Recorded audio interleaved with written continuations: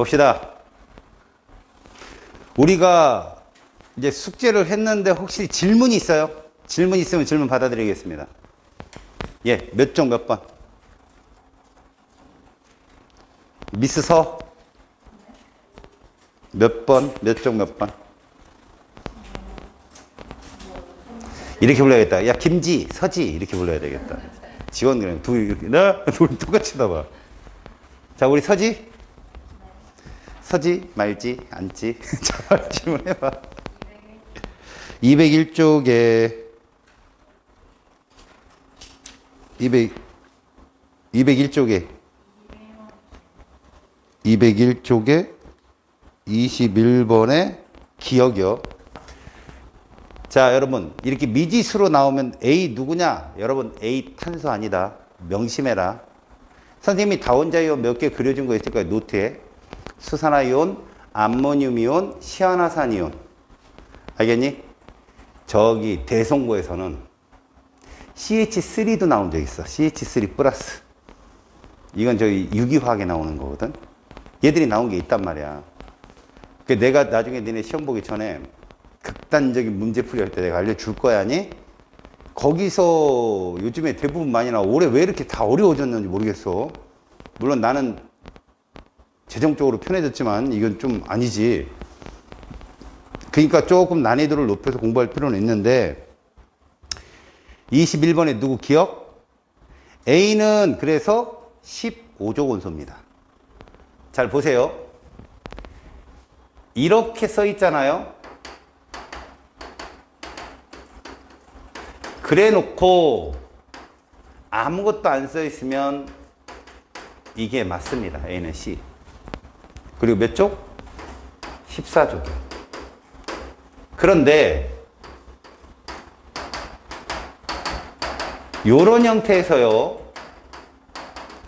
대괄호를 치고 이렇게 했다는 건 얘는 전자가 하나 부족한 아이라는 얘기예요. 자, 봅시다. 전자가 부족하다는 얘기는 뭘 의미하느냐? 수소가 하나씩 이렇게 자기 하나씩 갖고 왔는데 요 하나 수소가 안 갖고 온 거야. 수소를. 전자를 안 갖고 온 거지. 다시 말해서 요 놈은 누구다? 이거인 거지. 전자를 안 가져와서. 알겠니? 그러면 나머지 요거 그리고 요거는 빨간색은 바로 A 거야.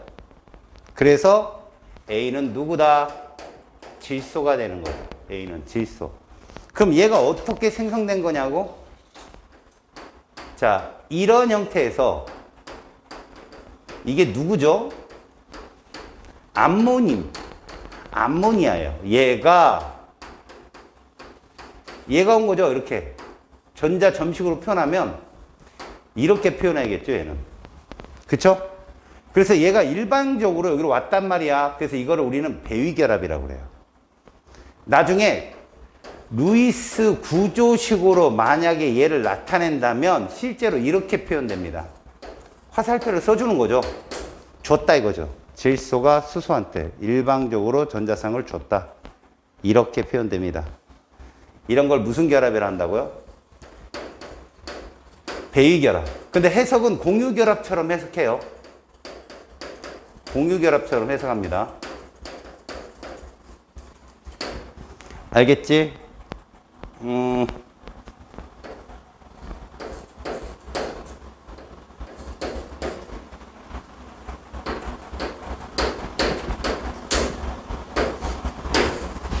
이건 누굴까요? A.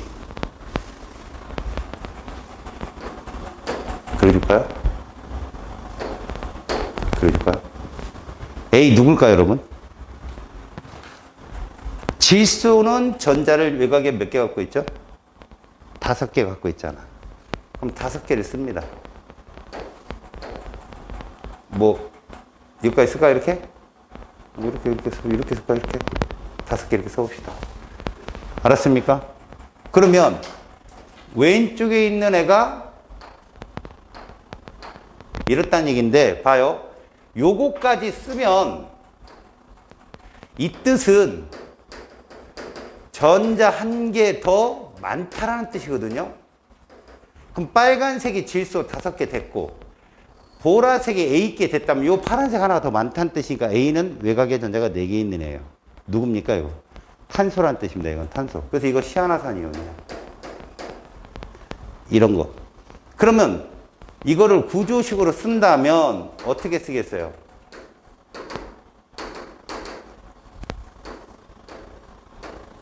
이렇게 쓸 수 있죠. 이렇게. 이런 식으로. 일방적으로 준 거죠. 한쪽에서 공유결합을. 알았습니까? 이런 식으로 해석을 하는 다운자 이온이 나오면 여러분들은 맞춰야 되죠. 맞춰야 됩니다. 다음 또 질문.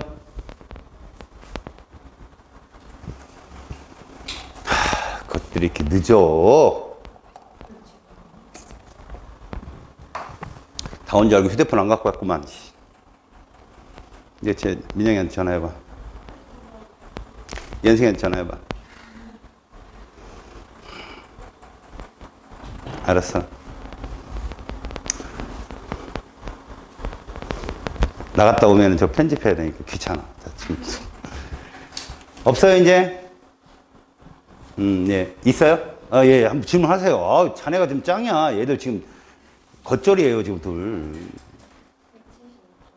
175쪽에 8번이요. 자, 175쪽에 8번 한번 봅시다. 실온에서 기체로 존재하는 물질 2, 3주기. 여러분 2, 3주기는 몇 개 있을까요? 선생님이 1주기부터 4주기까지 알겠습니까? X2 형태 몇 개 있다고 그랬지? 그렇죠. 일단 1주기에 누구 있었죠? H2. 2주기에 누구 있었죠? N2, O2, F2. 3주기에 누구 있었죠? 그러면 여기 문제에서는 누구라 했어요? 2, 3주기라 했거든요. 그죠? 2, 3주기면 얘가 빠지는 거죠, 얘가. 문제에서 얘가 빠집니다. 그러면 우리가 구조식으로 표현해 보면 질소는 3중결합이고 산소는 2중결합, 플로릴 단일결합, 그 다음 Cl도 단일결합 이런 식으로 주기율표상에 놓을 수 있는데 여기서 제일 원자 반지름이 긴 애가 누구냐 그러면 얘가 딥니다. 얘가. 가장 뚱땡이니까요. 단일결합의 뚱땡이니까. 그 다음 긴 애가 F2예요. 그래서 거기 보시면 71이라고 써 있는 애 있죠. 얘가 C입니다. 자, 3중과 2중 중에 누가 더 가깝죠? 3중이 더 가깝습니다. 알겠어요? 그래서 3중 결합인 것이 누구냐? B가 보면 아이 부끄럽네. 원자 반지름으로 써놨네. 부끄럽다. 그죠? 핵간거리라고 써놓지 않았죠? 그런데도 이상하게 맞았어요. 지금. 왜 그러냐면 원자 반지름은 CL이 제일 뚱땡이거든요. 3중이니까. 일단 그 다음에 가장 뚱뚱한 애가 잽니다. 질소요. 알았어요? 자, 원자 반지름을 보시면 질소가 제일 염소가 제일 뚱뚱하고요. 그 다음 질소, 그 다음에 8번 산소, 그 다음에 9번 플루리니까 이렇게 따지면 제일 반지름 작은 애가 C라는 결론이 나와요. C. 알았어요? C가 71짜리 원자 반지름 C가 플루린이에요. 저 F2가 맞습니다.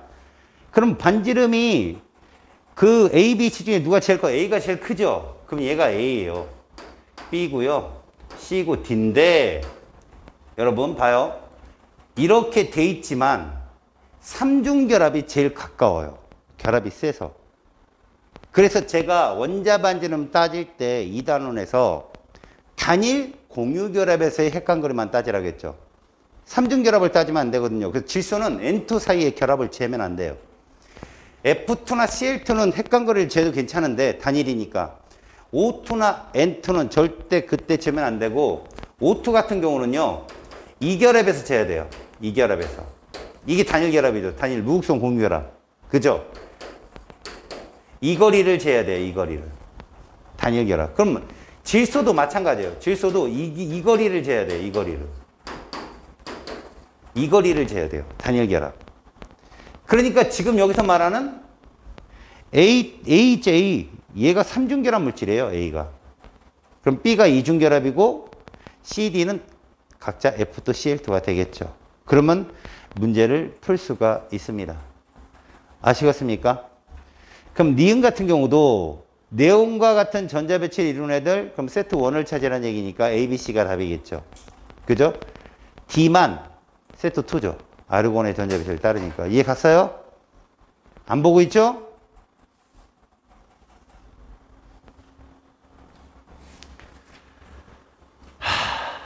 됐습니다. 질문 하나 더 있어요? 없어요. 여러분,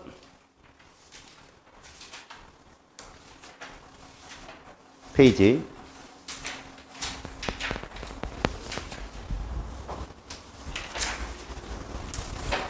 역동적 화학 반응입니다.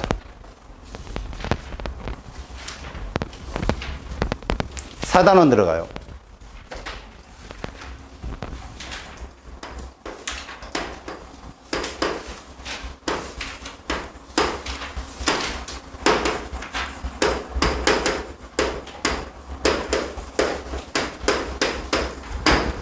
자, 역동적 화학 반응은요, 나갈 수 있을 때까지 최선을 쭉쭉 나가 볼 테니까 여러분들 숙제는 집에서 열심히 하시고, 어차피 2학기 문제풀이 시간에 이것도 풀어야 됩니다.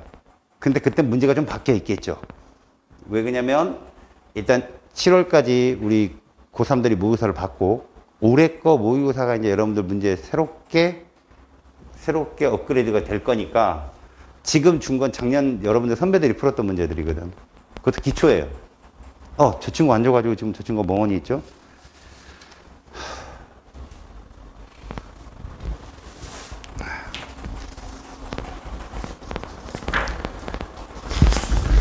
요렇게부터 푸세요.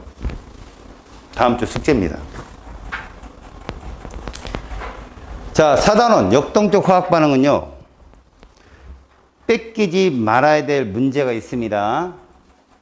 모든 단원이 뺏기면 안 되는 문제인데 한 단원만 뺏을 문제가 있어요. 상대방이 안 주려고 할 거야. 뺏을 문제. 그게 바로 중화반응 양적 관계야. 알았지? 여기서 기본적으로 선생님이 거기까지 나가는 게 목표거든. 거기는 기초 스킬 문제가 있고 고급 문제가 있어요. 고급 문제를 잘 풀어야 되는데 스킬 문제는 선생님이 알려주는 방법대로 풀면 1분 컷이에요. 다 풀려요. 알았어요? 근데 그게 나오는 게 한 60%. 나머지 40%이 정도가 좀 어려운 게 나올 수 있습니다.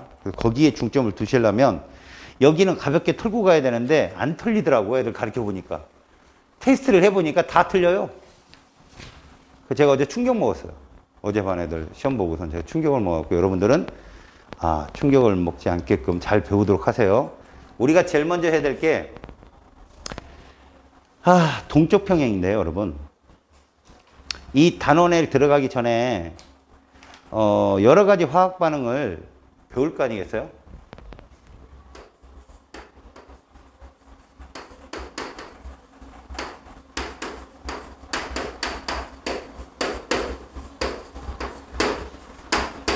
이렇게 배우거든요. 일단 여러분들은 이게 누군지부터 정의를 내릴 거예요. 얘가 누구냐?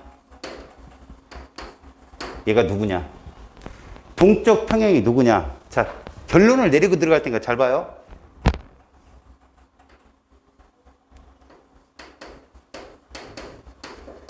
정반응의 속도와 역반응의 속도가 같다.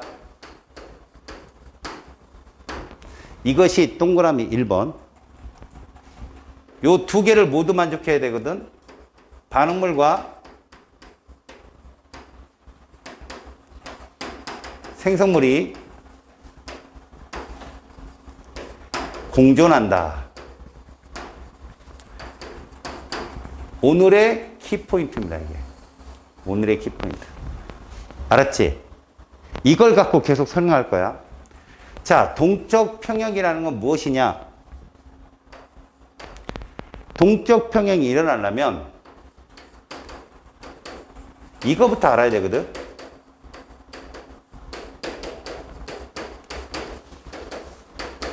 이 뜻이 무엇입니까? 가능하다 이거죠. 무슨 반응이? 역반응이. 불가능하다 이거죠. 무슨 반응이? 역반응이. 이게 가역반응, 비가역반응입니다. 그러면 가역반응과 비가역반응의 차이는 뭐냐? 일단 가역반응만 여러분들이 배울 거라는 걸 명심하세요. 얘만 시험에 나와요. 가역반응은 기본 포맷이 이겁니다. 반응모를 좌변에 써주시고 이렇게 쓰는 거죠.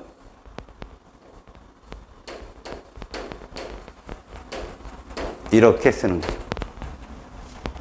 이러면 자 위쪽 화살표는 반응물 생성물의 관계가 맞는데 밑에 쪽 화살표는 얘가 반응물이 되는 거예요. 이걸 역반응이라고 부르죠. 얘를 뭐라 하고?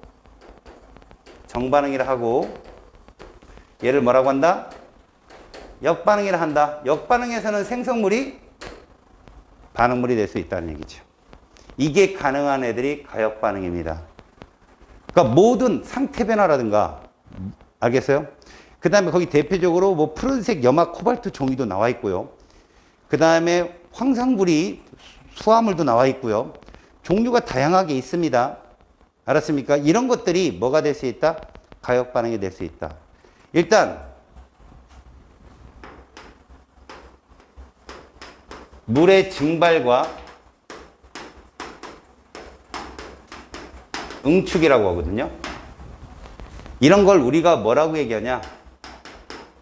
기체, 액체, 그걸 상이라고 하잖아요. 이게 평형에 다다른다는 말을 쓰죠.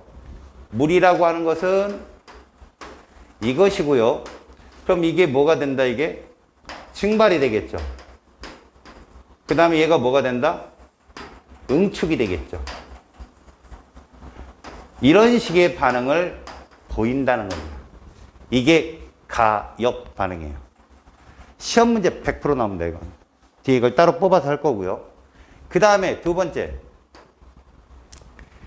거기에 뭐 염화 코발트, 우리가 흔히들 염화 코발트 육수화물 같은 경우 있죠.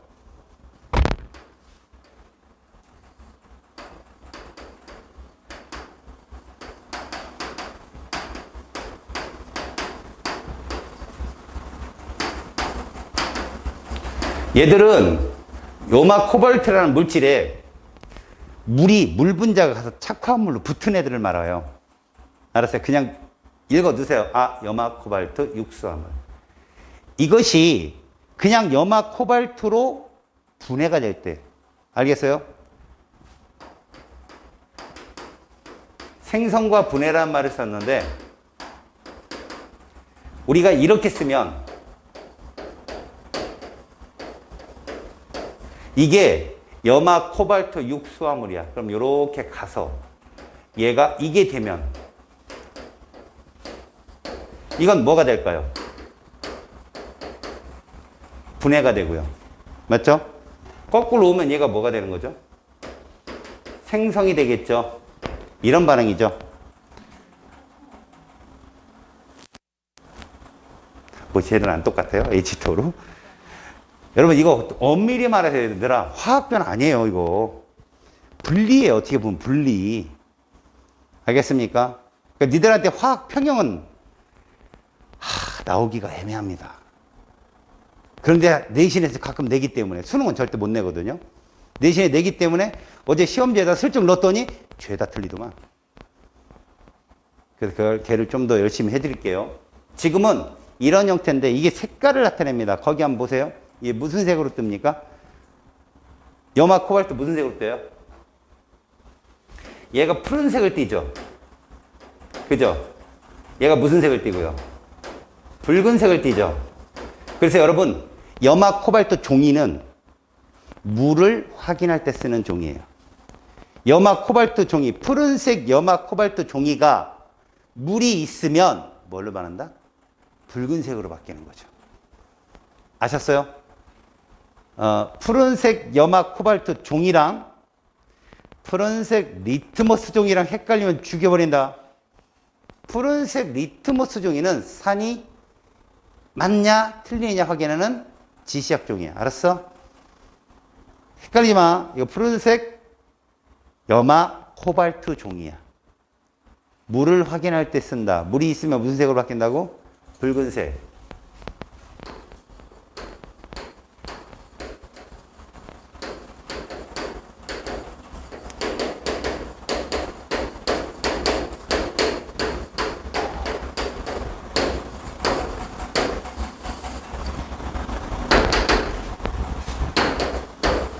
이렇게 바뀐다고요. 그럼 결국 뭔지 알겠죠? 결국 얘가 COCl2고 얘가 COCl2 6H2가 되는구나 라는 걸 알 수 있을 거예요. 알았어요? 여기까지 됐죠? 다음에 황산구리가 있는데요. 오수화물이야. 거기 봐봐. 황산구리 오수화물에 근데 여기 2를 썼거든. 오수화물은 결국은 OH2라는 눈치를 채겠죠. 위에서 봤으니까. 그럼 요건 누구냐? 구리의 전하예요. 얼마라고? 이 뜻이에요. 로마 숫자 2는 1은 플러스 1가죠. 알겠어요? 그러니까 구리가 플러스 1가도 있고 2가도 존재합니다. 그러면 이 오수화물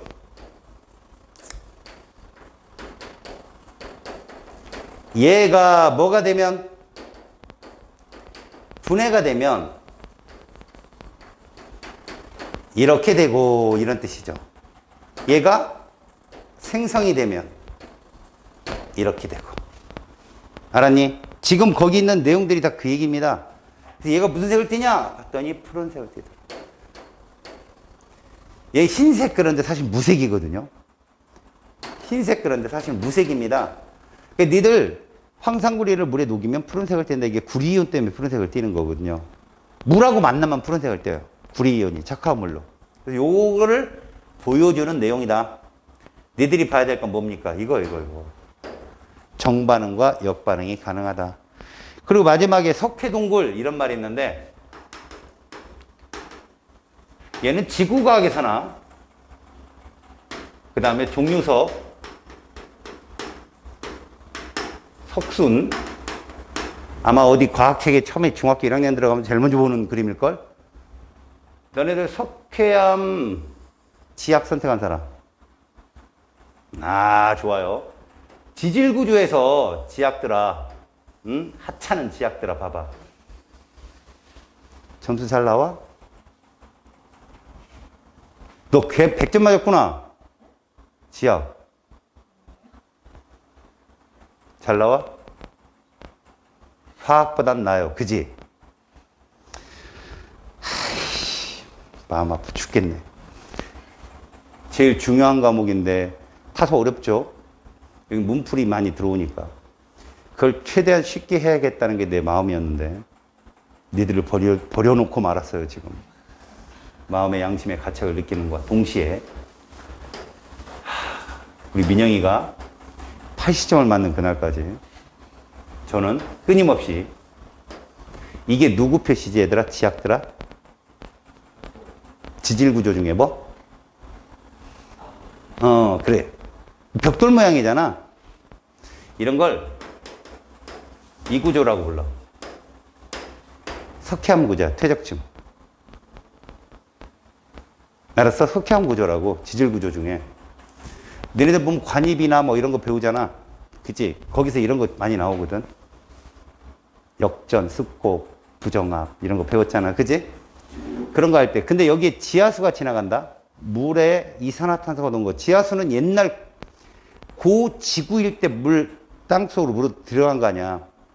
대기 중에 CO2가 되게 많았었단 말이야. 옛날 고지구에는. 그것들이 다 어디 갔냐고. 내가 마셨어. 그럼 너네가 뭐예요? 그럴 거지. 물에 녹아있다고. 물에. 바닷물도 마찬가지, 지하수도 마찬가지. 바닷물로 들어간 CO2 물이 쓱 섞여서 땅속으로 빨려 들어가는 거고. 그래서 이걸 뚫고 나간다. 이렇게. 바닷물이 얘를 뚫고 지나가. 뚫고 지나가면 자, 이렇게 떨어지는 거죠. 이렇게. 이걸 뭐라고 한다? 종유석이라 하고. 그러니까 뚝 떨어져 이렇게 자라고 올라오는 거죠. 요걸 석순이라 하고. 대나무가 올라가면 무슨 순? 그렇죠. 됐어요? 그리고 이것들이 둘이 만나면, 혹시나 만나면 속주, 주. 알겠어요? 이렇게 뚫리는 현상. 이렇게 뚫리는 현상. 이런 걸 석회동굴이라고 그래요.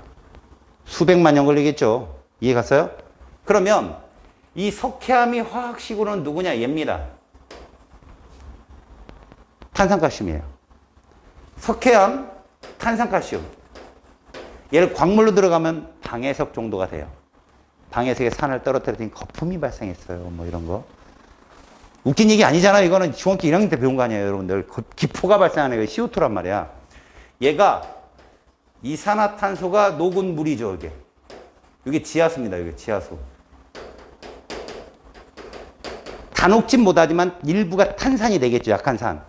얘가 가서 뭘 만든다? 이렇게요. 탄산, 수소, 칼슘이라 불리우는 석회 동굴을 뚫어요. 이게 정반응. 그러니까 거꾸로 와서 얘가 만들어지는 거. 종유석이나 누구? 석순. 요런 과정이거든요. 외우라는 거 아니야, 이거. 종유석, 석순, 석주. 이러지 마세요. 이거 안 나와요. 이해를 돕기 위해 써준 거고.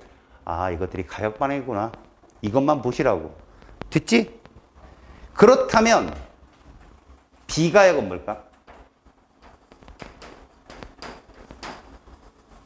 비가역 반응은 일단 기체 발생. 기체가 발생하고 나면 다시 상태 변하기 정말 어려워. 무질서도가 엄청 커서. 알았지? 그 다음 앙금 생성.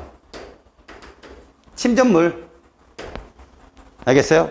그 다음 니들이 뒤에서 배우는 중화 반응. 그 다음에 연소 몇 가지요. 알았죠? 이런 것들이 비가역입니다. 그래서 여러분들이 화학 반응을 봤는데 생성물에 기체가 있다. 비가역이구나. 그럼 비가역을 어떻게 표시하느냐? 기체 발생으로 예를 한번 볼까? 마그네슘이 염산과 반응을 합니다. 이렇게 하고 끝이에요. 이게 우리가 1단원에서 배웠던 한계물질 이런 거 할 때 썼단 말이에요. 걔들은 분명히 반응물 중에 하나가 사라졌잖아. 이러면 MgCl2가 나오고 수소기체가 발생한다. 이렇게. 또는 얘들이요. 이게 뭐죠? 연소 반응. 그 다음에 NaOH하고 염산이 반응을 해서 NaCl이 되고 물이 생기는 중화 반응. 그리고 중학교 때 살짝 니네가 봤던 AgNO3, NaCl, 그랬더니 AgCl, 앙금 생기고 NaNO3 이런 것들. 비가요. 됐죠? 여기까지. 여기서 졸린 거죠? 졸기만 해요. 네가 아까 등 때리듯이 나도 네 등을 때리겠습니다. 자, 이제부터 이거 잘 적어놨죠? 어디에다가? 그렇죠? 이렇게 합시다. 위에 있는 동그라미 1번을 너희 둘이 담당합니다. 1번이 뭐라고요? 얘기를 해줘요. 1번이 뭐라고요? 힘이 좀 맞는데? 높은 낮에는 종보는 평만 화음이 딱 맞았어요. 밑에 거.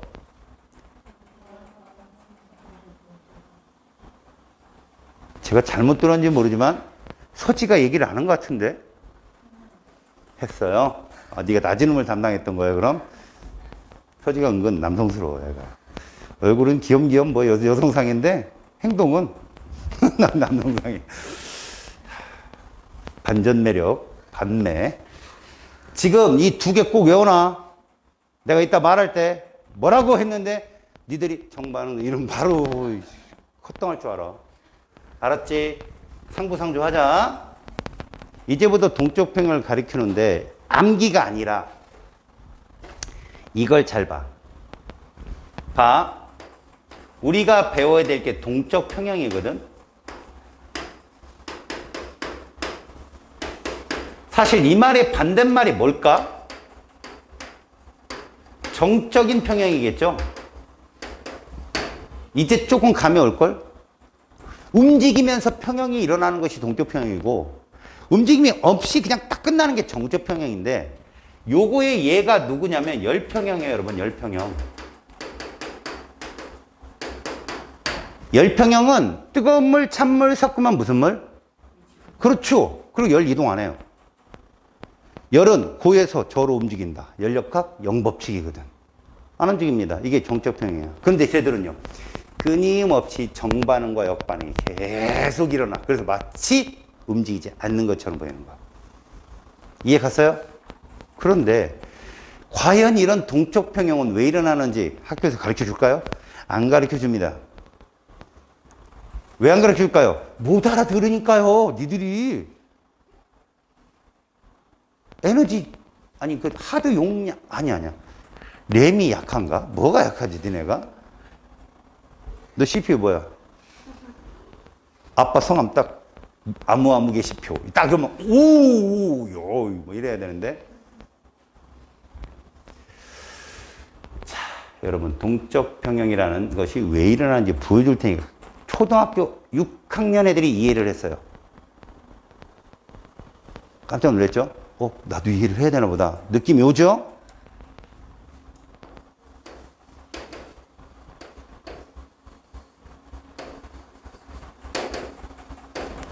여러분 이거 무질서도 한 정도가 누가 커요?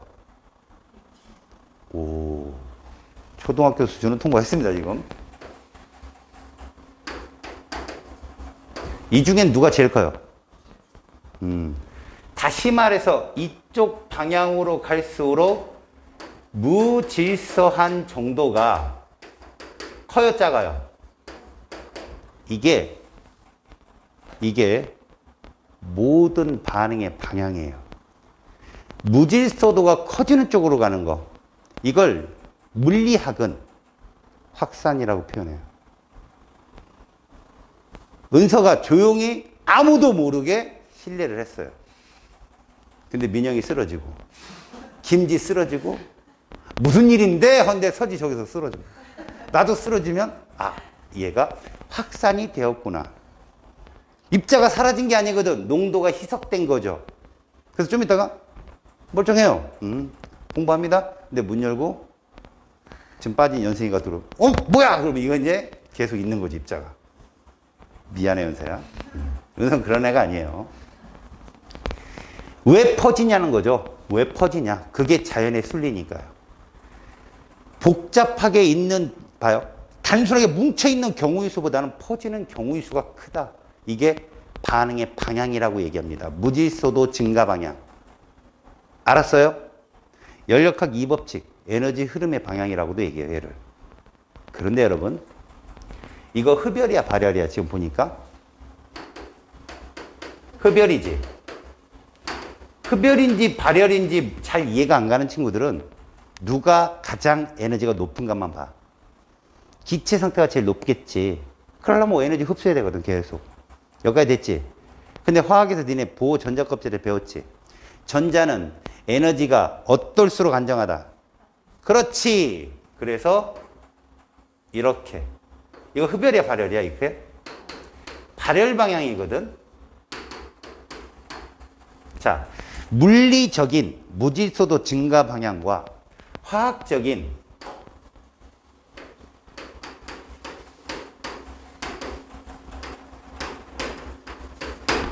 알았니?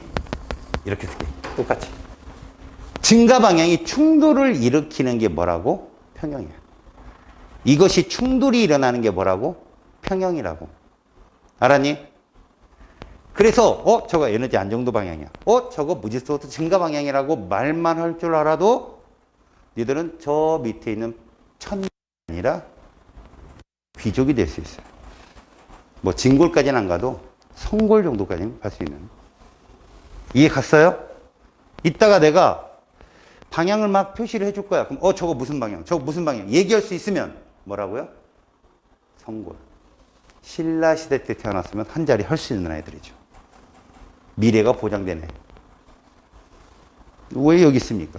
집에 가서 시조나 읊고 있어도 한 자리 턱. 자, 여러분. 동적 평형이라는 것이 뭐와 뭐의 충돌이다? 무질서도와 에너지. 그걸 공식으로 만들어낸 과학자가 깁스예요. 너희들이 언젠가는 한번 걔를 볼 수 있을 겁니다. 이과생이면. 깁스의 자유에너지 공식이에요. 이 깁스죠? 공식이 이렇게 돼요. 지랄하는, 요거 아닙니다. 공식을 얘기하는 거예요. 지랄하는 한 마리 말티스. 말티스가 뭔데? 알아? 말티스가 누군지 알아? 말티스가 뭔지 몰라요? 말티즈. 왜 마티즈라고 안 하고? 개죠? 이거 개예요, 개. 개의 엔탈피라고 이게 내부 에너지고요. 개의 엔트로피예요. 알았어요? 그래서 이게 에너지적, 이게 무질서적 측면을 뜻하는 거거든요. 이걸 해서 G값이 0보다 작으면 얘는 정방향이 자연스럽게 일어나는 반응이다. 다시 말해서 비가역이 아니다. 뭐 이런 걸 측정하는 식이에요, 이 식이. 굉장하죠. 이거를 선생님이 간단하게 써준 거예요, 여러분들한테. 알았니? 그래서 얘가 마이너스가 나오려면 얘는 몸 좀 커야 되고요. 얘는 뭐가 나와야죠? 작아야 돼요. 그래, 이 값이 커질 수 있으니까. 알았어요? 이런 식이에요, 식 자체가. 그래서 여러분들은 이것만 보면 돼요. 이래서 동적 평형이 만들어졌구나.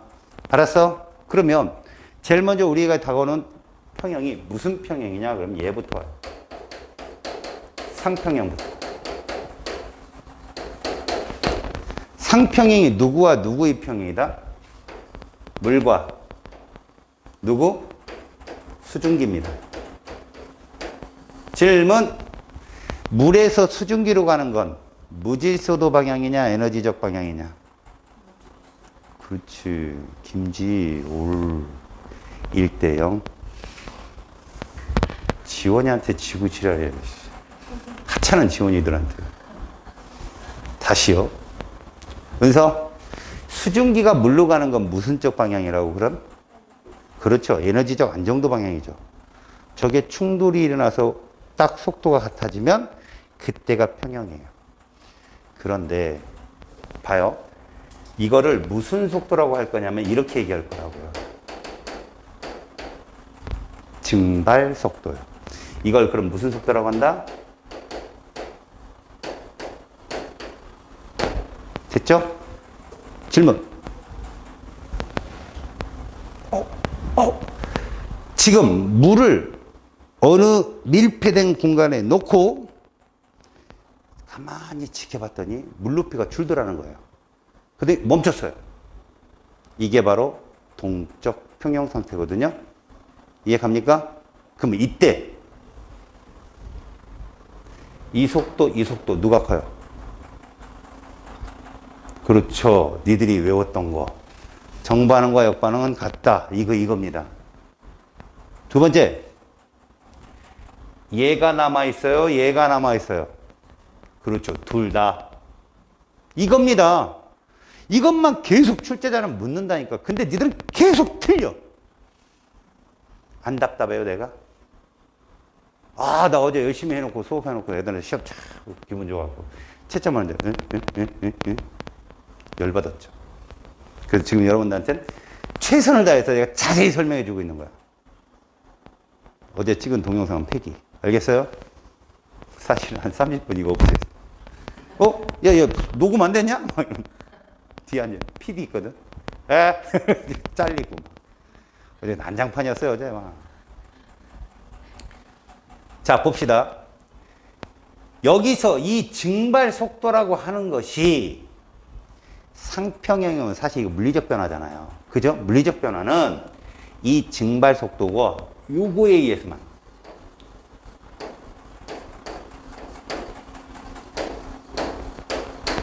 이렇게 된다는 거 명심하십시오. 온도가 딱 정해지면요. 증발 속도 딱 정해져요. 온도가 일정하잖아요. 그럼 증발 속도 일정합니다. 알았습니까? 여러분들은 이걸 생각해야 돼. 내가 그림을 딱 보고 내가 무슨 말을 하는지 봐봐. 여기에다가 이렇게 물을 담아 놔요. 이렇게. 하지만 절대 오픈을 하면 안 돼. 오픈하면 물 위에 공간이 포화가 돼야 응축 속도가 최대가 돼서 멈추거든요. 다시요. 물을 이만큼 선생님이 넣어놨어요. 이렇게 물을. 이게 이렇게 오픈이 돼버리면 잘 봐요. 이미 이런 상태에서 뭐는 일어나냐. 증발은 일어나거든. 제가 T도시로 일정 이 실험을 할 때 이렇게 일정이라고 놨단 말이야. 그러면 얘가 이 길이가 일정하다고요. 이게 증발 속도거든요. 맞죠? 저게 일정한데 그렇다면 이제 시간이 지나면서 봐요. 얘가 시간이 지나면서 약간 줄겠죠? 그래도 얘는 변하지 않습니다. 온도가 일정하니까 그럼 누가 느는 거예요? 얘가 늘겠죠. 이렇게. 저게 무슨 속도예요? 그렇죠. 저게 응축 속도예요. 맞죠? 얘가 시간이 아무리 지나도 더 이상 안 늘어요. 왜요? 이 공간이 텅 비었으니까. 그럼 시간이 한참 흘러도 얘는 그대로인데 얘가 더 이상 안 늘어나니까 물이 다 날아가고 없어져 버리는 거죠. 그럼 평형입니까? 아니죠. 공존이 안 되니까 평형이 아니죠. 이해 갔어요? 그래서 얘를 밀폐를 시킵니다. 이렇게 밀폐를 시켜요. 밀폐를 시키게 되면 이 빨간색 선이 점점점 커집니다. 왜요? 그 위에 존재하는 수증기 입자가 많아질 거니까. 다시 말하면 얘가 많아지면 이 속도가 빨라진다는 얘기예요. 조심할 건 얘가 준다고 이 속도가 느려지는 건 아니라는 거죠. 얘는 온도가 일정하면 항상 일정해요. 이것만 조심하세요. 그 다음 시간이 좀 흘렀습니다. 그래서 이렇게 되었어요. 물높이가 여기까지 떨어졌습니다. 그러면 얘의 속도는 어떻게 되고요? 증발 속도는 여전히 이런데 응축 속도가 여기까지만 딱 커지는 거예요. 같아지는 거예요. 이게 바로 동적 평형 상태에 도달했다. 봐요. 여기를 이렇게 설명합니다. 자, 이거에 대한 설명. 무슨 속도와 무슨 속도가 같다? 어허, 이대로 얘기하라고. 그렇죠. 둘이 같은 거. 그렇죠. 그 두 개가 만족하는 상태. 이해 갔어요? 여기까지? 그럼 자네들 둘. 동적 평형에 도달하면 수증기량이 더 이상 증가하지 않죠. 빠밤. 수증기량이 더 이상 증가하지 않죠. 빠밤. 이래서 제가 수증기 양은 더 이상 증가하지 않습니다. 물의 양도 더 이상 변하지 않아요. 둘, 멈췄냐? 계속 진행 중이냐? 그래요. 그거 묻는다고, 이 새끼들아. 양은 변하지 않는다. 변하지 않는다는 말을 곡해서 듣지 마. 똑같다. 이러지 마. 입자수가 똑같은 게 아니라 온도가 높아지면 물이 더 많이 줄고 수증기가 더 많이 생기겠고, 물이 좀 온도가 좀 낮으면 노란색 화살표가 짧으니까 물의 양이 많고 수증기가 좀 적겠고, 그 양 그대로 유지된다고. 그대로 공존.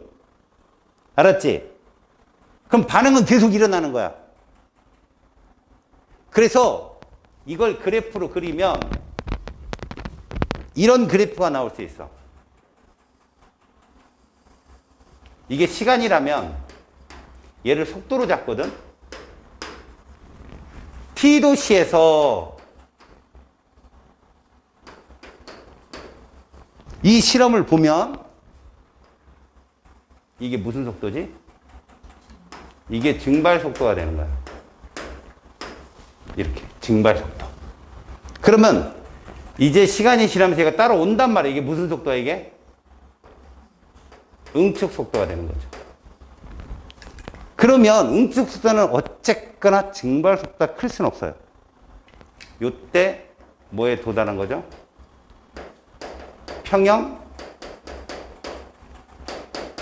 도달 시간이 되는 거죠. 이렇게. 됐어요?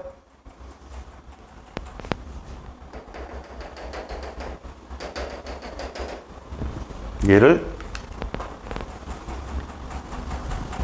지우고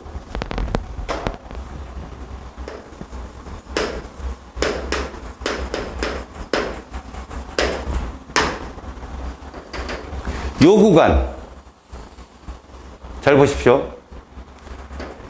요 구간에서 움직임을 봅시다. 시간이 흐를수록 알겠죠? 시간이 흐를수록 물의 양은 점점 어떻게 되죠? 감소. 수증기 양은 어떻게 되죠? 증가. 자, 이제 여기를 지나면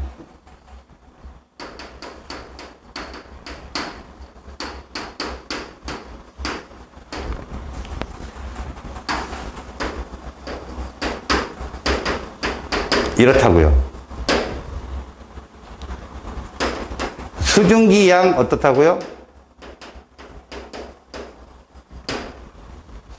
멈춘 건 아니에요. 둘이 같은 것도 아니에요. 그저 공존한다는 거죠. 알겠습니까? 공존이란 말을 했는데 제가 표시를 딱 내잖아요. 니네 거니까. 대단한 친구예요. 무슨 말인지 알겠어요? 지금 어떤 말인지? 이 과정을 질문하는데 여기서 난이도가 높으면 뭘 물어보는 줄 알아? 여기에다가 H2O 18짜리를 동위원소를 넣는 거야.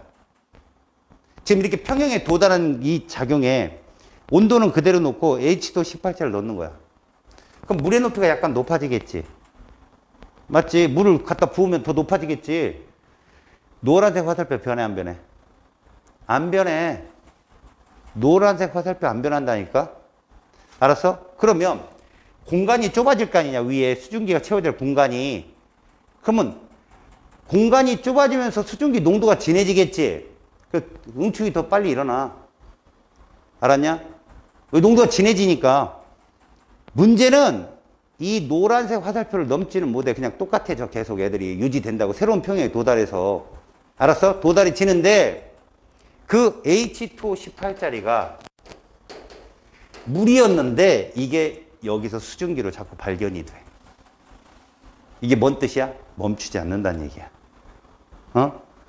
H2O짜리도 기존의 수증기에서 물로 계속 왔다 갔다 사이클을 돌 거 아니냐? 근데 얘를 물을 집어넣으면 얘도 수증기로 발견된다고. 그럼 반응은 멈추지 않고 계속 일어나고 있다는 걸 증명하잖아. 그런 걸 묻는다고. 알았어요? 자, 그러면 우리는 지금 얘들을 지켜봤는데 이런 말도 좀 해보자. 만약에 이렇게 유지된 상태에서 온도를 낮추거나 높이면 새로운 평형에 도달하겠지. 그지? 그때 중요한 건 노란색 화살표야. 온도를 낮추면 노란색이 먼저 줄어. 그럼 빨간색도 같이 줄어. 온도를 높이면 노란색이 늘어. 빨간색도 늘어. 질문? 이 상태에서 온도 높이면 물의 양 줄어, 늘어?